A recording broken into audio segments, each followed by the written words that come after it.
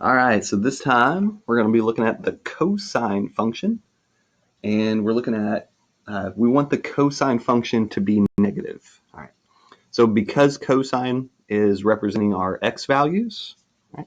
Remember it's the x values on that unit circle, we know that since it's negative, it's got to be here in the second quadrant or the third quadrant. So we want to find the second and third quadrant angles where cosine is equal to 1/2 or negative 1/2. All right. So on our little chart, spiderweb chart here, we know that cosine is equal to 1/2 at the 60-degree angle. So we're going to want, we want the 60-degree angle. All right, that is in, or the 60-degree looking angle, I guess. That's in quadrant 2. Well, we found the other one earlier. It was related to sine. Right? We know that it was 120 degrees. Pull that back up here. Loading and loading. Let's see if it'll load any faster. There we go. So in quadrant 2, the 60-degree angle is the 120 degrees right here. All right. So that's going to be one of our answers. And then in quadrant 3, that same looking angle is down here at 240 degrees. So in quadrant 2, it's the 120-degree angle, or 2 pi over 3. And then in quadrant 3, it's the 240-degree angle, or 4 pi over 3. So now we got our two answers. X is either equal to 120 degrees or x is equal to 240 degrees. Now remember, those are our answers between 0 and 360. So if we want all the answers, we're going to plus and minus 360 degrees in, or plus or minus 360 degrees in. So that represents all of our answers in degree mode. If we were to represent those in radians, okay, I think this one would be 4 pi over 3. 4 pi over 3 plus or minus 2 pi n.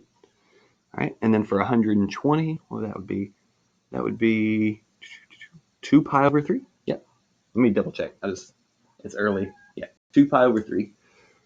So 2 pi over 3. And then plus or minus that 2 pi n again. All right, so that takes care of our cosine equal to negative 1/2. This last one here, let's look at kind of a more special case.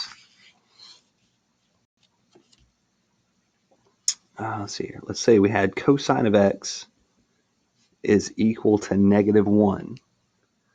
Now, whenever you're talking about the extremes like 0 or 1 or negative 1, these will typically only have one answer.